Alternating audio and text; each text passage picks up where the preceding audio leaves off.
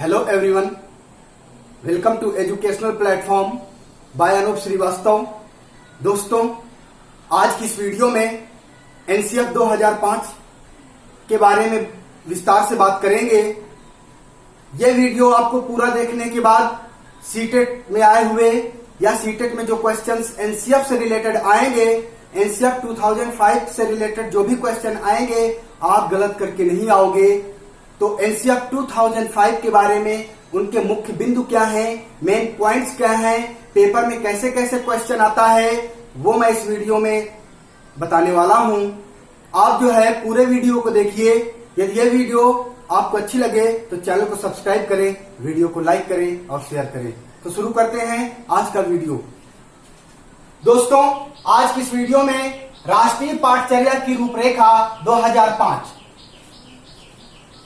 दोस्तों, चैनल में इस वीडियो को लाने का मेरा मेन उद्देश्य ये था कि सीटेट में जो भी दोस्त बैठेंगे या जुलाई में जो सीटेट होने जा रहा है, गवर्नमेंट का बहुत बड़ा एग्जाम होने जा रहा है, उसमें जो है एनसीएफ से रिलेटेड जो है 1 या 2 और कभी कभी 4 क्वेश्चन पूछता है मनोविज्ञान में या शिक्षण पद्धतियों में। तो इस तरह से आप लोग जो है गलत करके नहीं आओगे। आप जो है सीटेट को क्रैक्स करोगे और पास करोगे अच्छे नंबरों से, और आने वाली शिक्षक भर्ती में आप जो है आवेदन कर सकोगे।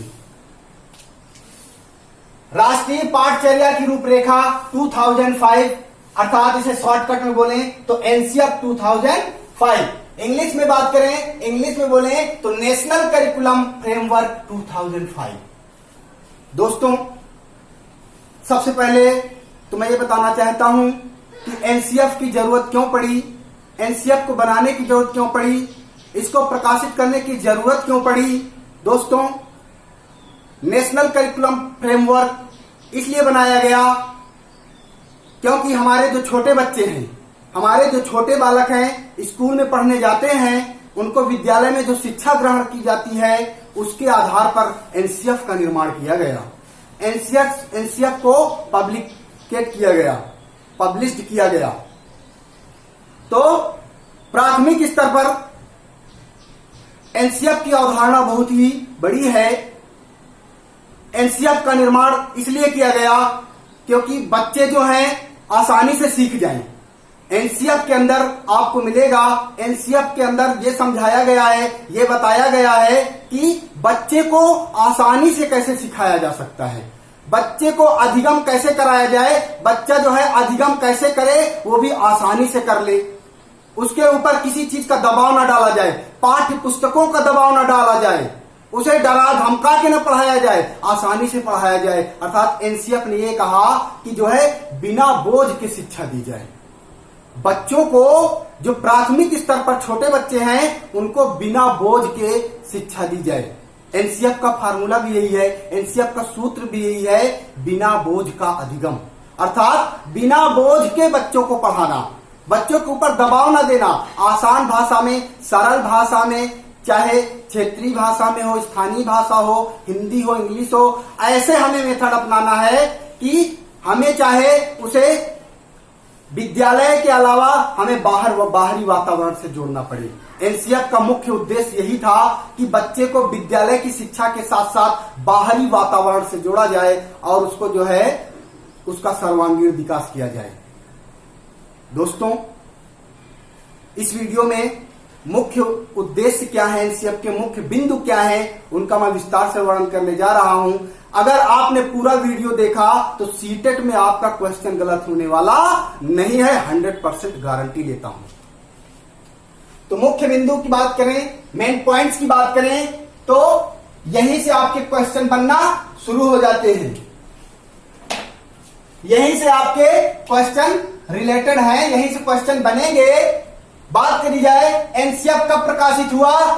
दोस्तों, आप एनसीएफ के साथ 2005 का नाम जरूर लेते होंगे। कब प्रकाशित हुआ?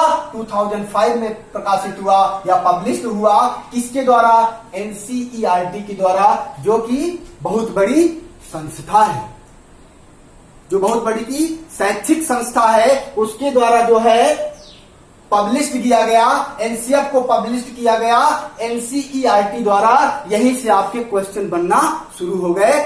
किसके द्वारा जो है पब्लिश्ड किया गया? एनसीईआरटी के द्वारा। आप जो है कभी भी नहीं भूलोगे कब पब्लिश्ड किया गया था, ये तो आपको जो है केवल उसके टॉपिक से ही याद हो जाएगा, एनसीएफ 2005।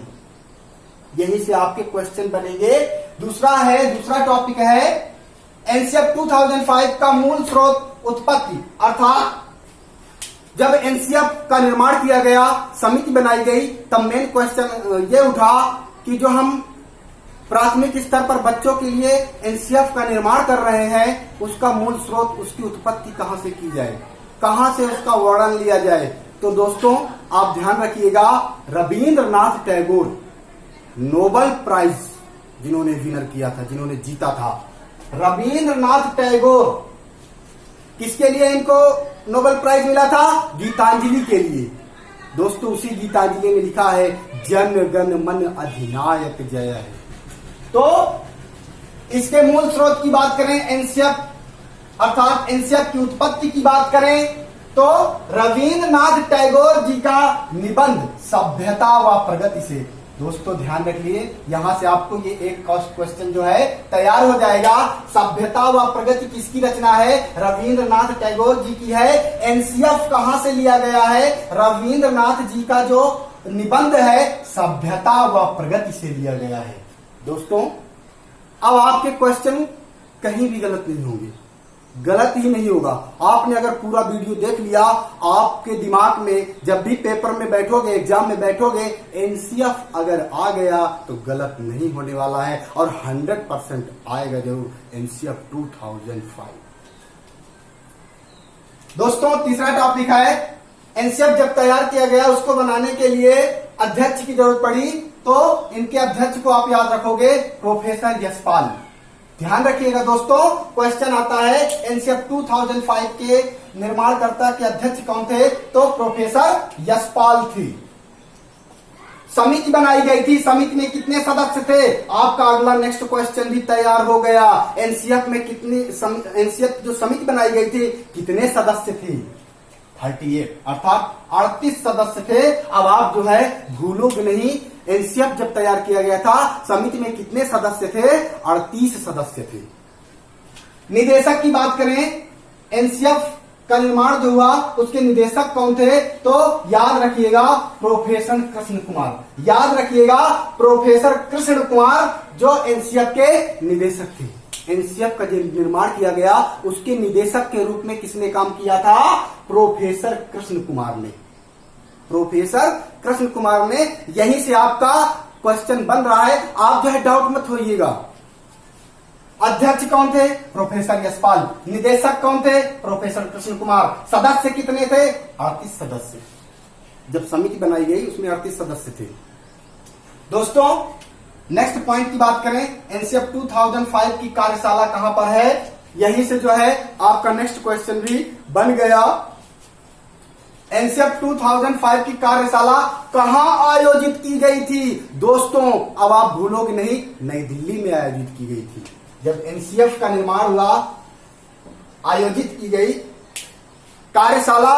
सबसे पहले कार्यशाला कहां बनाई गई? एनसीएफ की 2005 में जो निर्माण हुआ एनसीएफ का, उसकी कार्यशाला कहां बनाई गई अर्थात कहां आयोजित की गई? तो नई दिल्ली में आयोजित की गई। दोस्तों ध्यान रखिएगा, क्वेश्चन आता है एनसीएफ 2005 की कार्यशाला कहां आयोजित की गई?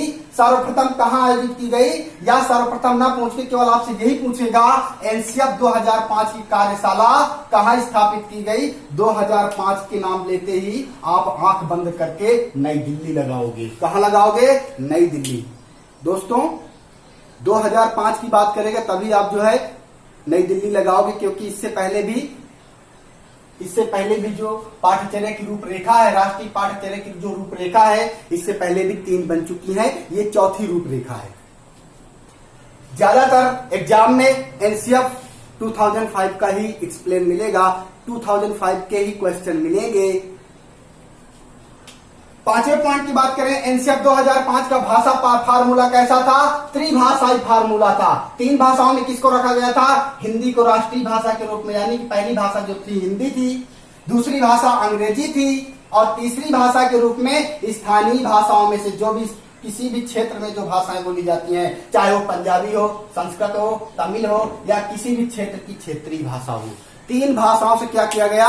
एनसीएफ की जो भाषाओं का निर्माण किया गया कि इस पाठ्यचर्या में, इस रूपरेखा में कितनी भाषाएं जो है प्राथमिक स्तर पर बच्चों को शामिल की जाएंगी? तो 3 भाषाएं शामिल की जाएंगी, हिंदी, अंग्रेजी और उसके साथ साथ जो है स्थानीय भाषा, जिस क्षेत्र में बच्चा पढ़ता है उस क्षेत्र की भाषा। तो ये भी आपको एक क्वेश्चन याद हो गया। फार्मूला जो है त्रिभाषाई फार्मूला था। नेक्स्ट, एनसेप 2005 बल देती है, अर्थात एनसेप 2005 किस पर बल देती है? करके सीखना।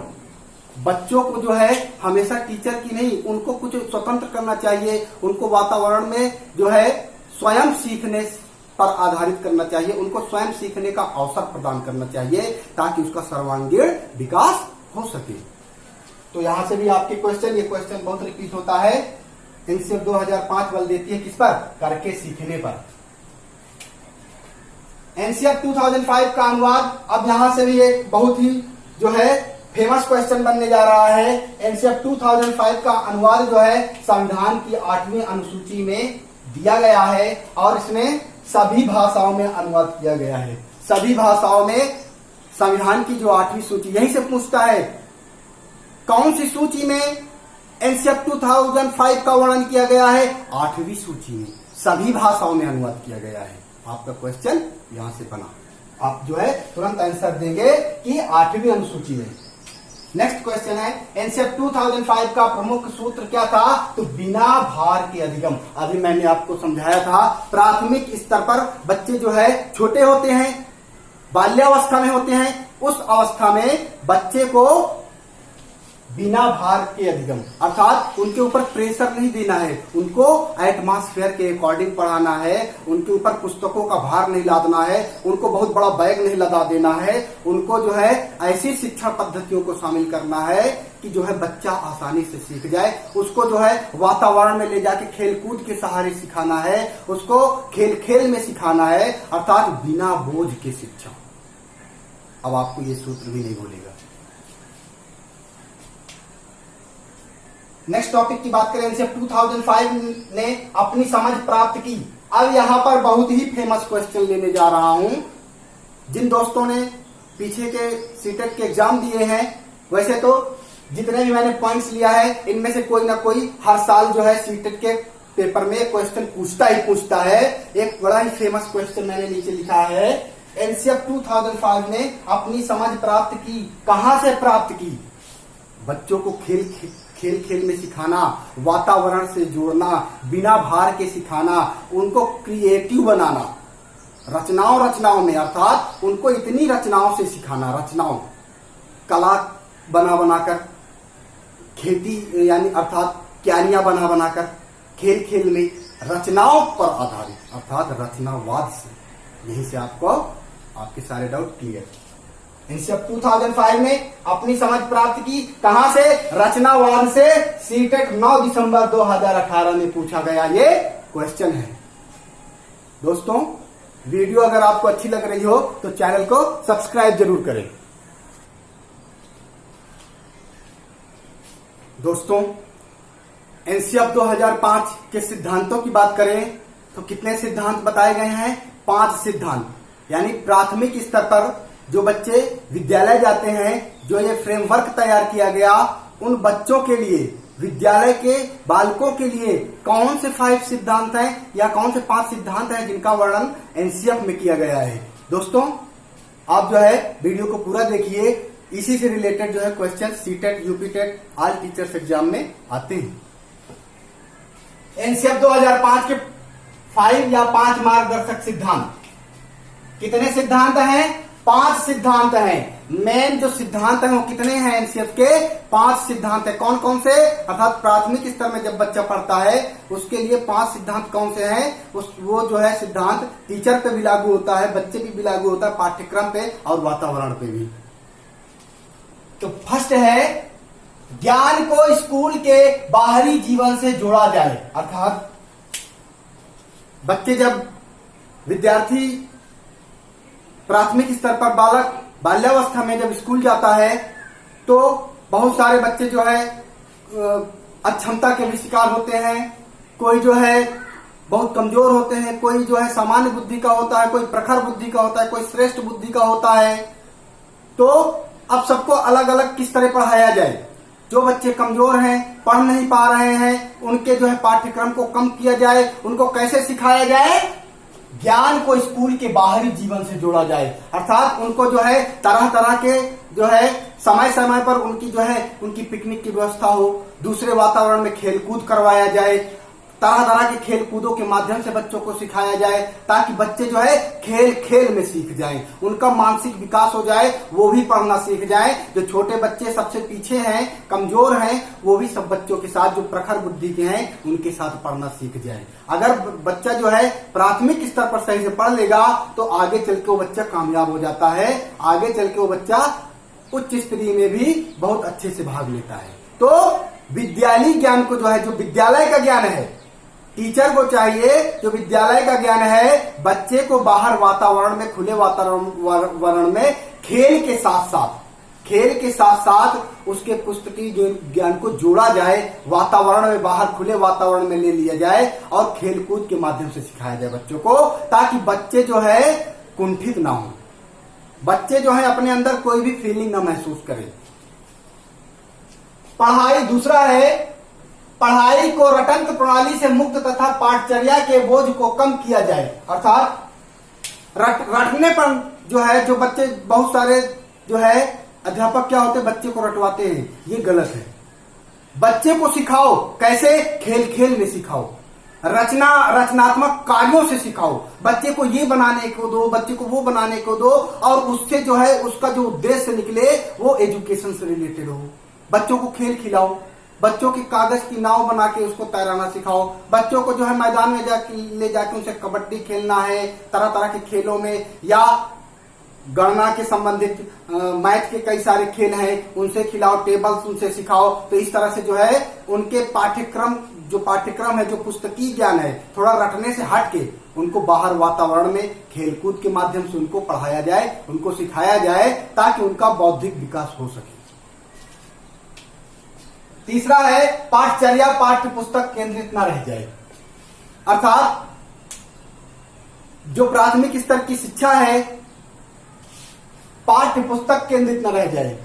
टीचर को ध्यान देना चाहिए, अध्यापक को ध्यान देना चाहिए कि जो है पुस्तक केंद्रित न रह जाए। जो शिक्षा है वो पुस्तक केंद्रित न रह जाए। हम बच्चे को जो है पुस्तकीय ज्ञान के अलावा उसके शारीरिक विकास पर भी ध्यान दें, मानसिक विकास के साथ साथ उसके शारीरिक विकास, उसको खेल कूद में ले जाएं, खेल कूद के माध्यम से सिखाएं, तरह तरह के पिकनिक ले जाएं, बच्चे को जो है पर्यावरण से रिलेटेड उसको कई सारी जो है पिकनिक कराएं, टूर पर ले जाएं, ताकि वहां से जाके बच्चा जो है वातावरण से जुड़ के सीखे। तो उसे जो है उसके दिमाग में जो है हमेशा बसा रहेगा। जब वातावरण से सीखेगा तो बच्चा कभी नहीं भूलेगा। अर्थात पुस्तकीय ज्ञान से हटकर उसको एटमॉस्फेयर से जोड़ा जाए। कक्षा कक्ष को गतिविधियों से जोड़ा जाए एवं इसे लचीला बनाया जाए। पुस्तकीय ज्ञान से हटकर ऐसे ऐसे रचनात्मक बच्चों से कार्य करवाए जाएं, जैसे जो है मैथ के कई सारे रचनात्मक कार्य हो गए, हम हिंदी पढ़ा रहे हैं, हिंदी से रचनात्मक कार्य हो गए, बच्चों से चार्ट पेपर बनवाएं, तरह तरह की गतिविधियां कराएं, ताकि बच्चा जो है आसानी से सीख जाए। राष्ट्रीय मूल्यों के प्रति आस्थावान विद्यार्थी तैयार हो या राष्ट्रीय महत्व के बिंदुओं को पाठ्यक्रम में शामिल हो। बच्चा जो है देश के प्रति जान सके, हम किस देश के निवासी हैं, हमारे देश का राष्ट्रीय फूल क्या है, राष्ट्रीय पर्व यहाँ के क्या है, यहाँ की राष्ट्रीय भाषा क्या है, सारे जो है राष्ट्र से रिलेटेड अपने देश को जान सके, अपने राष्ट्रीय भाषा को जान सके, अपने कर्तव्यों को जान सके, संविधान में जो हमारे कर्तव्य हैं उनको जान सके। तो इस तरह से पाठ्यक्रम को ऐसे बनाएं ताकि बच्चा जो है आगे चलकर अपने देश को भी जान सके और देश से प्रेम भी कर सके।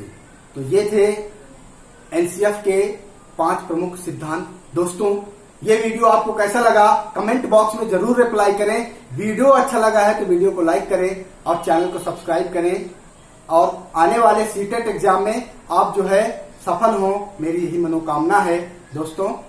Thank you.